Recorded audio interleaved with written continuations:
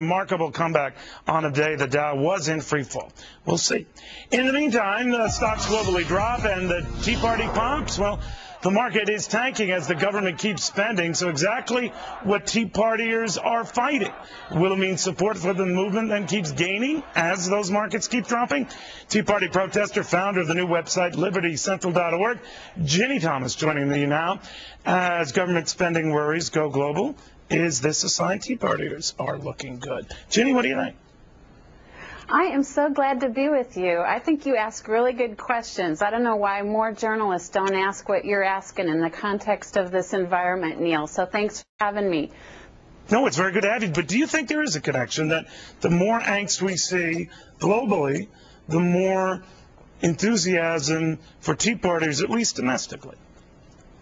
I think people understand that we're at risk of losing our core founding principles, and free enterprise is right there among the principles at risk. So this is a big day for libertycentral.org, where we're launching our website, and we are focusing on listening, inspiring, and activating ordinary citizens to preserve liberties like free enterprise. You know, Ginni, when I spoke with you in Atlanta at the last Tea Party rally, what a lot of people don't know is you're the wife of Supreme Court Justice Clarence Thomas, and you eschewed every single question I asked about your husband or Supreme Court decisions, even though I thought I'd wear you down by asking a lot of them.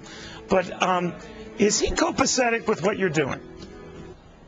Well, he loves to see me happy, Neil. Thanks for asking.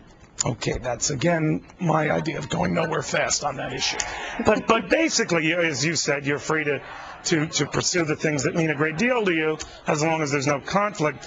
But there is concern about a conflict among conservatives between the Tea Partiers and the Republican establishment. Maybe it was evidence with the Rand Paul nomination in Kentucky, and it's popping up with what happened to Senator Bennett in Utah, that there are serious divisions. Do you buy that? I think there's a big bubble over Washington, D.C., and they don't hear very well. They don't see very well.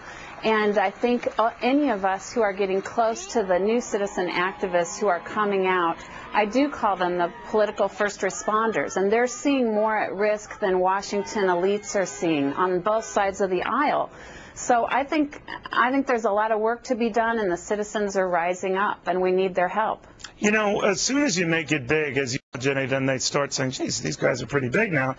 We got to start zeroing in on them. So they're going to make this Rand Paul thing and try to paint him as a racist, or they're going to say, and I think one of the southern states, it's named, I forget, but it's saying that you guys don't believe in evolution, and on we go. So that they're going to paint you as nuts with a weird cause. How do you counter that? Well, I have to say, Neil, we are inspired at Liberty Central by the Tea Party movement, but we are not of the Tea Party movement. We're bigger than that, actually. There's conservatives, moderates, liberals, independents who are coming the way of our core founding principles. But to be fair, Ginni, I mean, Liberty got to be big almost in parcel with Tea Party's getting to be bigger. You're right, very distinct, but the same sort of populist rage, right? Absolutely. The Tea Party movement started all of this, and so we can credit them, we can thank them. The reason I left Hillsdale College to get to the front lines with Liberty Central was because of the March on Washington on September 12th, and seeing and being inspired by the real people who came and spent their own money to get to Washington. Do you feel that Tea Partiers, though, are at a high point, though, and they could get cocky? I think there's all sorts of people coming out. I think there'll be 10 times as many people in Washington on September 12th, 2010. That's my hope. And I don't think they're getting cocky. I think they're finding resolve to remember in November. Ginni, thank you very much. Next time we'll discuss Supreme Court policy. Always good having it. Ginni Thomas. I'm kidding. Anyway, coming up, there is a silver line.